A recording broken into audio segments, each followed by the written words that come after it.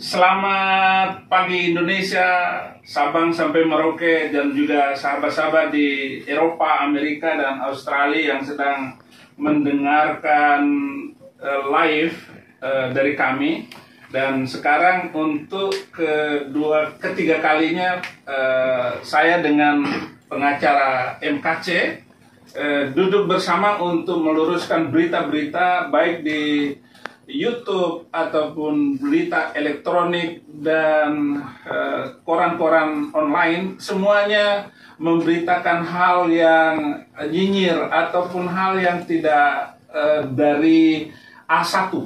Berita utama ini kita dengarkan dari pengacara MKC Pak Kamarudin, Martin, dan Febri. Tiga orang ini yang kami percaya oleh keluarga kami untuk pembelaan MKC. Apa yang paling baru tentang berita ini? Berita terbaru terkait dengan pemeriksaan Muhammad Kosman atau Haji Muhammad Kosman alias MKC beberapa hari yang lalu, yaitu tepatnya pada hari Kamis ya. Saya ketika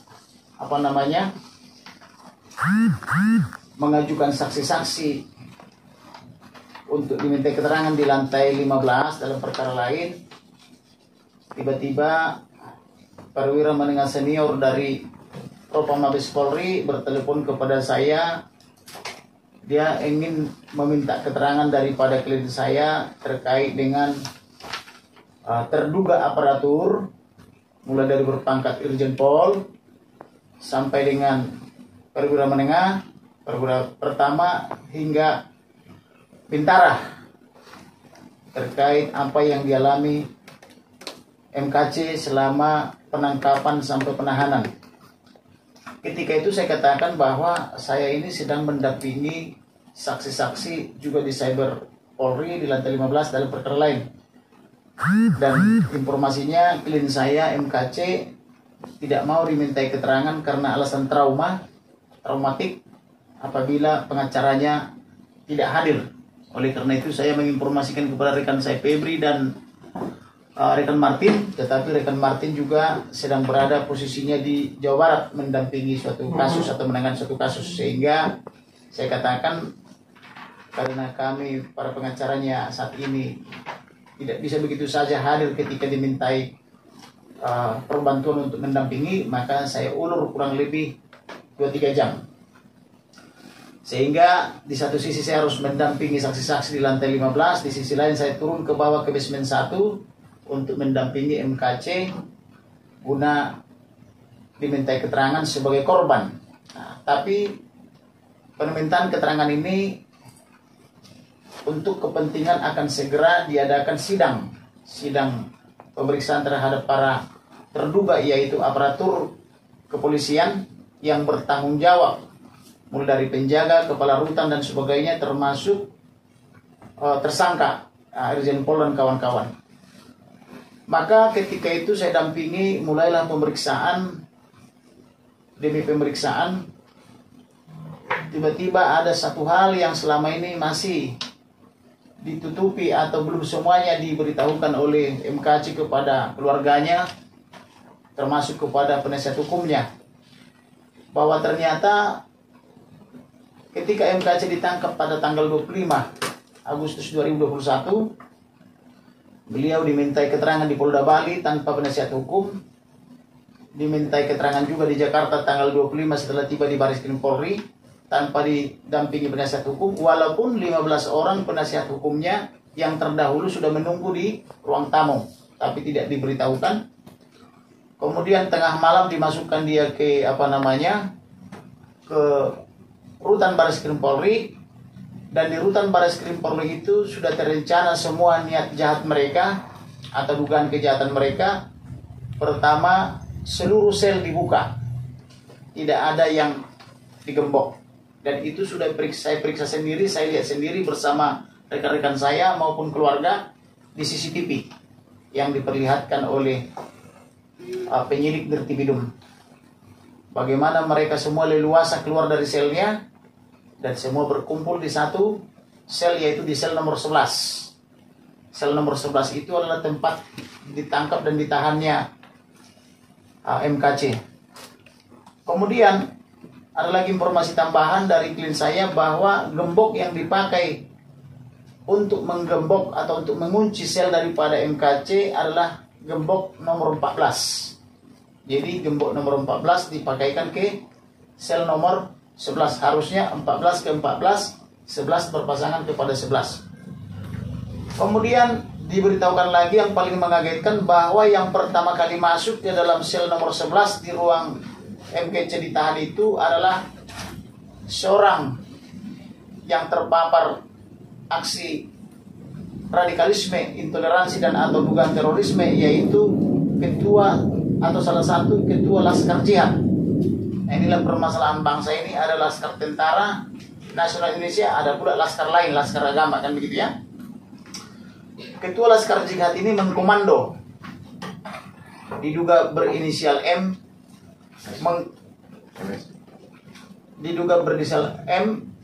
dia mengkomando beberapa temannya, termasuk Irjen Pol itu di bawah komando dia. Jadi ternyata bukan Irjen Pol komandannya. Komandannya adalah Panglima Laskar Jihad. Jadi Irjen Pol ini hanya anak buah dari Panglima Laskar ini. Dia mengkomando, masuk ke dalam ruangan, lalu menginterogasi atau memintai keterangan. Yaitu ada proses verbal di lantai 15, ada pula proses verbal atau permintaan keterangan di lantai basement 1. Kalau yang di lantai 15 versi Polisi Republik Indonesia, kalau yang di yang di basement itu versi Polisi Agama. Nah, kemudian ada pertanyaan-pertanyaan terkait dengan YouTube yang diupload oleh MKC. Pertanyaan pertama terkait dengan pertanyaan tentang jin, sebagaimana dimaksud oleh surat 72 Al-Jin ayat 19. Itu ditanyakan apakah itu ada atau bukan. Ketika MKC menerangkan bahwa itu ada, si penanya ini tidak yakin bahwa itu ada. Nah, sehingga dia langsung dipukul. Mana mungkin ada itu, kamu ngarang-ngarang aja, langsung dipukul wajahnya atau mengenai juga pelipisnya. Itu yang memulai pertanyaan dan pemukulan itu adalah Panglima atau terduga Panglima Laskar Jihad dari ormas tertentu. Setelah dikomandoi oleh Panglima ini, maka dihasut juga anggotanya, yaitu terduga Irjen Pol NB. Ikut juga bertanya, menanyakan hal yang lain yang juga ada di dalam YouTube daripada atau konten YouTube daripada MKC. Lalu MKC menjelaskan bahwa ada itu, saya hanya membaca saja, silakan dibuka, ditunjukkan bacaannya. Tetapi si sang jenderal Irjen Pol NB ini tidak percaya, juga melakukan pemukulan. Sebagian lagi yang lain mengikuti, ada yang menginjak, ada yang memukul, dan seterusnya. Dan semua berlari tumpah ruah dari sel-sel yang lain ke sel nomor 11. Tapi ajaibnya, tidak ada polisi yang berseragam, padahal terekam sangat baik. Tidak ada yang tersembunyi.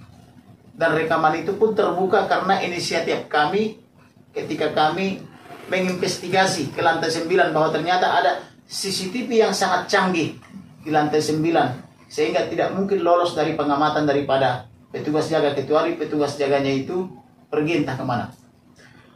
Lalu MKC ini berteriak-teriak minta tolong gitu. Lalu Panglima Laskar Jihad itu bersama dengan Irjen Pol mengatakan, Irjen Pol LB, percuma kamu berteriak karena malam ini tidak ada polisi yang berjaga. Malam ini polisi tidak ada yang berjaga. Jadi kamu mau berteriak apapun percuma. Kira-kira begitulah bluffing daripada Panglima Laskar Jihad yang berinisial M ini dan Irjen Pol. Kemudian sang jenderal atau terduga jenderal ini atau Irjen Pol NB ini membawakan, mohon maaf, feses atau tinja atau tai. Kemudian menutup mata daripada si, ini dan berita terbaru ini berdasarkan pemeriksaan Propam, menutup mata daripada si MKC, kemudian memaksa membuka mulutnya. Lalu mohon maaf, sekali lagi 1000 kali mohon maaf, ini ada di dalam BAP Propam, lalu menyuapkan atau memaksa atau menjejali atau mencekoki feses, tinja atau tai ini ke mulut daripada MKC dan memaksanya harus ditelan. Inilah kengerian yang sangat luar biasa. Saya tidak mengerti pendidikan dari mana diperoleh orang-orang ini untuk bisa sanggup dan tega melakukan itu, memaksa seorang hamba Tuhan untuk memakan itu feses atau tinja secara paksa. Ada yang berperan memegang tangannya, berperan memukuli, ada yang berperan mengintimidasi, ada yang berperan membelaping bahwa percuma berteriak tidak akan ada polisi malam ini karena semua petugas polisi malam ini dibebas-tugaskan, artinya tidak akan ada yang melihat. Kemudian mencekoki atau menyuapi dengan tinja tadi untuk dimakan. Setelah dimakan baru mereka puas. Kemudian karena fesesnya juga berserakan di mana-mana, baru diperbolehkan untuk cuci tangan, cuci muka, karena berauran juga sampai ke muka, ke kepala dan ke baju, termasuk ke dinding dan ke dipan. Dan itu mereka lakukan di atas dipan. Ada yang berdiri menginjak, ada yang memukul, ada yang menteriaki dan seterusnya. Kurang lebih begitulah yang dialami oleh MKC. Kemudian sang jenderal juga di ruang yang sama di sel 11 juga cuci tangan. Setelah itu terulang lagi terus penyiksaan itu. Jadi penyiksaan itu kurang lebih terjadi pada tanggal 26 Agustus 2021 sekira pukul 1 dan terus berulang-ulang hingga pukul 3. Nah, sudah puas mereka menyiksa pagi itu, barulah ada tahanan yang lain yang baik, yang hatinya baik. Mereka membantu membersihkan kotoran-kotoran atau MKC sudah kelelahan, kesakitan dan sebagainya, tertidur hingga sore hari. Tidak ada petugas yang membangunkan hingga sore hari. Kemudian di sore hari pukul 15, masih di tanggal 26, ada 2 orang diduga anggota Polri yang tidak berseragam dan atau juga bisa sebagai petugas tahanan yang dimanfaatkan untuk memanggil-manggil dari setiap ruangan, membukakan kunci daripada tahanan daripada MKC, kemudian membawa klien kami NKC untuk diperhadapkan kepada penyidik Siber Polri atau Cyber Polri lantai 15. Kemudian ketika yang bersangkutan dibawa dari ruang 11, di luar sana sudah berkeliaran Irjen Pol dan kawan-kawan menunggu. Dan ketika dia digiring oleh petugas yang memanggil 2 orang ini, kembali sang jenderal memanggil, kamu ke sini, kan begitu. Karena dipanggil, MKC bergegas terus menuju ke depan mau keluar, tetapi dihalangi oleh 2 orang yang memanggil ini. Artinya ada peran daripada yang mengeluarkan dia dari sel, yang diduga sebagai anggota Polri yang tidak berseragam, atau petugas yang disuruh oleh anggota Polri untuk menjemput dari selnya. Kemudian karena dihalangi dia lewat, kamu menghadap dulu ke sang jenderal. Maka ketika itu sang jenderal mengintimidasi, jangan banyak mulut, jangan melapor polisi, atau kamu saya habisi, anak istrimu dan pengacaramu. Artinya ada ancaman kepada 3 pihak. Kepada MKC akan dibunuh karena mereka mengatakan mereka sudah siap untuk membunuh. Kemudian akan membunuh istri dan anak-anaknya, juga akan membunuh pengacaranya apabila MKC bercerita atau melakukan pelaporan. Kemudian MKC ini di dalam ancaman tersebut menyatakan iya tidak akan cerita. Lalu si penyidik dan atau suruhannya membawa MKC naik ke lantai 15. Setelah nyampe lantai 15, penyidik cyber yang melihat dia bisa benar-benar tidak tahu, bisa juga pura-pura tidak tahu. Loh, kenapa kamu?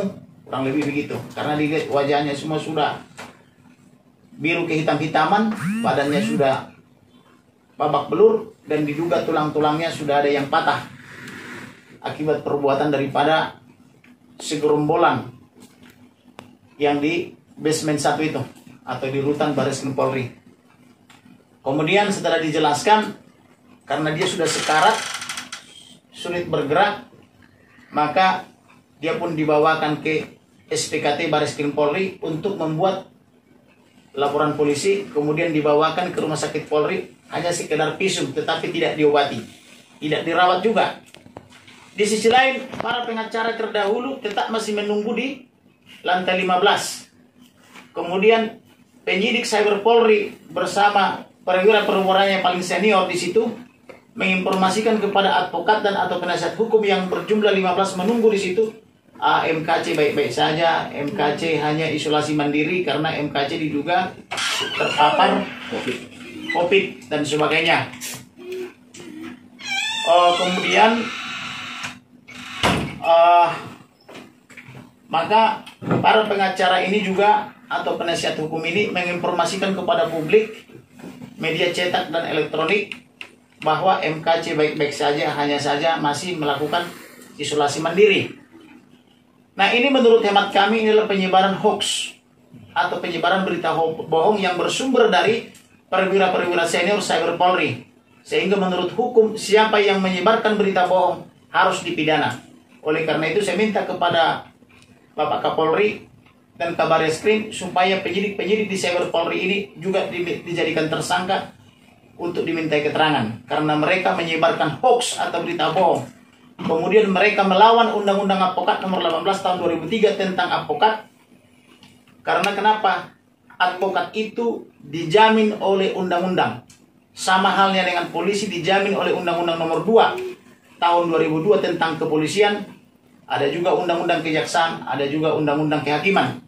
Sehingga ketika ada proses menegakkan hukum dengan cara melawan hukum, itu satu kejahatan.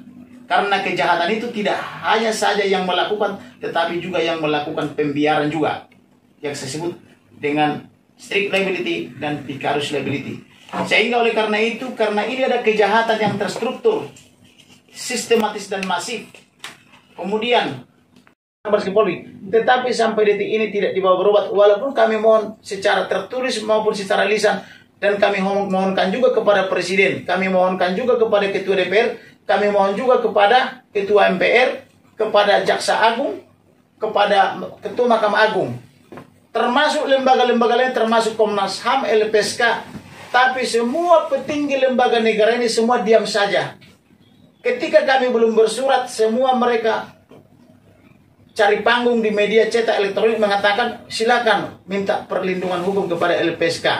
Langsung kami sambut setelah kami jadi pengacaranya, tetapi setelah kami kirim surat kami sampai detik ini belum dijawab dan belum juga ditanggapi. Oleh karena ini, supaya negara kita ke depan semakin baik, supaya tidak ada kemunafikan, dan supaya tidak ada kace-kace yang lain, maka kita perlu melawan penegak-penegak hukum yang bersifat melawan hukum perbuatannya. Kemudian selain kasus MKC ditutupi 2-3 minggu kepada pengacara yang sebelumnya, mereka selalu mengatakan ke publik, menyatakan bahwa MKC isolasi mandiri, MKC baik-baik saja. Ini adalah kebohongan publik. Kebohongan publik tidak boleh. Karena kenapa? Anggota Polri itu adalah representasi daripada negara. Mereka tidak berhak untuk berbohong, tidak berhak untuk berdusta. karena mereka telah menikmati gaji mereka dari pendapatan kita yaitu pajak, maka seharusnya mereka jujur dan berterus terang kepada masyarakat Indonesia, tidak memberikan kebohongan-kebohongan. Karena mereka kenapa? Mereka adalah pengurus-pengurus negara kita, khususnya pengurus di institusi Polri yang seharusnya bertindak jujur dan berterang serta transparan. Kemudian MKC pada tanggal 26 dalam keadaan menderita kesakitan, dalam keadaan sulit bergerak, tetap dimintai keterangan hingga pada jam 23 setelah dikeluarkan dari rutan pada jam 15. Ini juga kejahatan. Seharusnya meminta keterangan adalah kepada orang yang sehat, bukan kepada orang yang sudah tersiksa, yang sudah remuk badannya, yang sudah babak belur mukanya, seperti yang beredar di berbagai media sosial. Artinya, perlakuan mereka ini sangat tidak bisa diterima secara hukum. Tetapi penyidik Cyber Polri tetap memintai keterangan hingga pukul 23 waktu Indonesia Barat tengah malam pada tanggal 26 di bulan Agustus 2021. Dan itu juga tidak diberitahukan kepada penasihat hukum atau advokat yang sudah menunggu di lantai 15. Seolah-olah tidak ada pemeriksaan MKC mulai dari penangkapan tanggal 25 sampai tanggal 26. Sehingga rekan-rekan saya advokat yang menunggu di luar, mereka nyaman-nyaman saja dan memberi informasi kepada publik bahwa MKC belum bisa ditemui, belum bisa dimintai keterangan atau belum bisa diperiksa karena alasan isolasi mandiri. Demikian dan seterusnya. Sehingga pada tanggal 15 September, karena beberapa kali pengacara gagal tidak berhasil bertemu dengan MKC, setelah pergantian 2 kali pengacara, maka kami pada tanggal 15 September 2021 resmi jadi pengacara atau penasihat hukum dari MKC. Dari situlah dalam 2-3 jam kami investigasi dan saya minta kepada penyidik Cyber Polri, saya calon advokat yang bersangkutan, saya minta dinaikkan ke lantai 15. Waktu itu informasinya masih menyatakan isolasi mandiri. Saya katakan saya tidak peduli. Saya tidak takut COVID. Coba naikkan. Saya mau bertemu beliau. Saya mau lihat dia menandatangani surat kuasa. Saya tidak mau titipkan surat kuasa kepada penyidik. Saya mau lihat. Dan saya harus interogasi dulu yang bersangkutan sebelum menandatangani surat kuasa saya. Maka oleh karena itulah, sebelum rekan-rekan saya yang lain, sebelum keluarga dan sebelum Pak Saifuddin datang, MKC sudah dinaikkan ke lantai 15. Kemudian setelah dinaikkan, kami diberi kesempatan untuk bertemu, tetapi dalam keadaan pengawalan yang sangat ketat.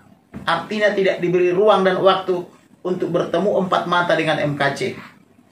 Kemudian saya bertemu MKC di ruang penyidikan dan meminta anggota Polri meninggalkan kurang lebih 5-10 menit supaya kami ada hak privasi. Barang 5-10 menit. Tetapi penyidik Cyber Polri menolak dengan alasan harus dikawal. Jadi diperlakukan seperti terorisme. Kemudian kesempatan bagi saya, maka saya interogasilah MKC ini di hadapan penyidik perwira pertama dan juga dikawal penyidik perwira pertama 2 orang di belakang. Maka saya tanyalah semuanya, mulai daripada kapan dia dilapor, terungkaplah bahwa dia dilapor tanggal 21 dan ditangkap tanggal 25 Agustus 2021. Dari sini saya dapat menggambarkan bahwa orang yang melaporkan ini adalah orang petinggi negara ini. Karena terbukti dalam 2-3-4 hari sudah melakukan penangkapan sejak dilaporkan. Pertanyaannya, kapan mendiknya dilengkapi? Mendik itu administrasi penyidikan. Kapan dilakukan penyelidikan? Kapan dilakukan pemeriksaan atau pemanggilan saksi? Karena memanggil saksi itu butuh waktu 3 hari paling singkat. Kemudian kapan dilakukan gelar perkara? Kapan dilakukan peningkatan status menjadi tersangka? Dan mengapa tersangka tidak diberi hak untuk memberikan hak jawab sebagai terlapor atau calon tersangka? Seharusnya dia dipanggil dulu sebagai saksi, dimintai keterangan supaya duduk persoalannya itu jelas. Ada versi pelapor atau versi korban, ada versi terlapor atau terduga atau tersangka. Seharusnya demikian. Tetapi yang dilakukan oleh penyidik Cyber Polri langsung pergi ke Bali menangkap tanggal 25, kemudian langsung meminta keterangan, kemudian membawa ke Bareskrim Polri, kemudian mengatur segala sesuatunya itu di lantai bawah, tidak ada polisi yang berjaga menurut CCTV. Dan sesuai dengan apa yang dikatakan oleh Panglima Laskar atau terduga Panglima Laskar, termasuk Irjen Pol yang mengatakan bahwa pada malam hari ini percuma teriak-teriak karena tidak ada petugas polisi yang berjaga. Dan itu memang terlihat di dalam CCTV, tidak ada petugas polisi yang melerai atau yang berjaga pada malam hari itu.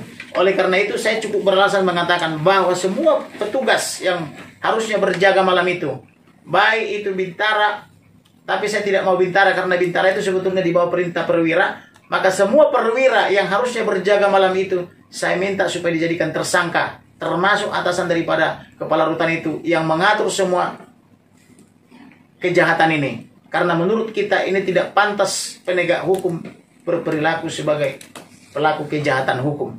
Itulah kira-kira yang bisa saya jelaskan. Barangkali ada teman-teman mau tambahin, silakan. Bang, mau nanya boleh? Silakan. Ya. Iya, bisa nggak cuplikan dari hasil CCTV itu disebar ke kita, media begitu? Cuplikannya aja, jadi tidak itu semua. Itu pertanyaan yang sangat bagus. Video itu adalah properti daripada Bareskrim Polri. Ada di lantai 9 dalam penguasaan Bah Tahti.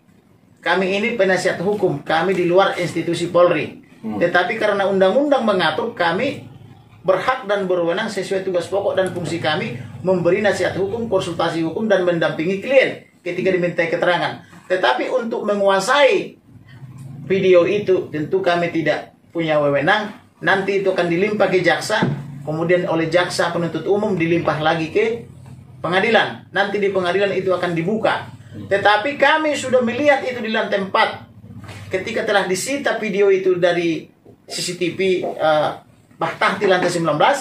Kami sudah melihat diputar, disaksikan oleh rekan saya Martin, disaksikan oleh rekan saya anaknya MKC Febri, disaksikan juga oleh istrinya. Kami lihat itu diputar dan dimintai apakah ini video ini benar. Kemudian karena video itu kan berupa gambar yang bergerak, maka ditanya ini siapa, dengan cara dilingkari oleh penyidik, ada lingkar biru, ada lingkar kuning dan sebagainya. Ini siapa, ada apa peran ini, apa peran itu. Nah, maka MKC telah menjelaskan peran dari masing-masing. Artinya pengakuan juga telah didukung oleh Irjen Pol. Sudah dibuat surat pengakuan. Kemudian selain surat pengakuan, beliau mencabut lagi pengakuannya itu. Artinya percuma dicabut pengakuan itu karena sudah terekam di dalam CCTV. Itu bisa jadi barang bukti nggak? Sudah pasti. Sudah, ya? Karena ketika saya menjadi penasihat hukum MKC, langkah pertama yang saya lakukan adalah bertanya kepada penyidik Cyber Polri. Tetapi karena penyidik Cyber Polri berdusta atau tidak memberi keterangan yang benar, maka saya tidak cukup hanya menerima keterangan penyidik Cyber Polri. Maka saya turun ke SPKT. SPKT itu Sentra Pelayanan Kepolisian Terpadu di Bareskrim Polri. Di SPKT juga mereka berusaha menutupi, tapi saya maklum karena mereka itu kan tidak cukup kuat, karena di situ petingginya itu hanya perwira menengah ke bawah, ditambah dengan brigadir-brigadir atau yang diperbantukan di situ atau disebut dengan bintara. Tetapi walaupun demikian, ada upaya menutupi di SPKT dengan mengatakan bahwa Irjen Pol NB sudah tidak ada di rutan dan sudah lama tidak ada di rutan itu karena sudah dia dikirim ke rutan lain. Itu kata perwira di SPKT. Saya tidak percaya begitu saja, karena mereka itu tentu di bluffing atau diminta untuk berdusta. Maka karena banyak juga teman-teman saya di SPKT itu, maka saya mengajak mengobrol di belakang layar. Diam-diam mereka mengatakan, "Bang, off the record, abang silakan naik ke lantai 4. Berkasnya sudah kami limpah ke sana." Lalu saya minta surat laporan polisinya. Mereka tidak ada yang berani memberitahu laporan polisi atau tanda bukti laporan polisinya, TBL-nya. Maka saya bersama dengan rekan saya ajak mereka termasuk istrinya dan anaknya ke lantai 4. Di lantai 4 saya gunakan pendekatan yang berbeda.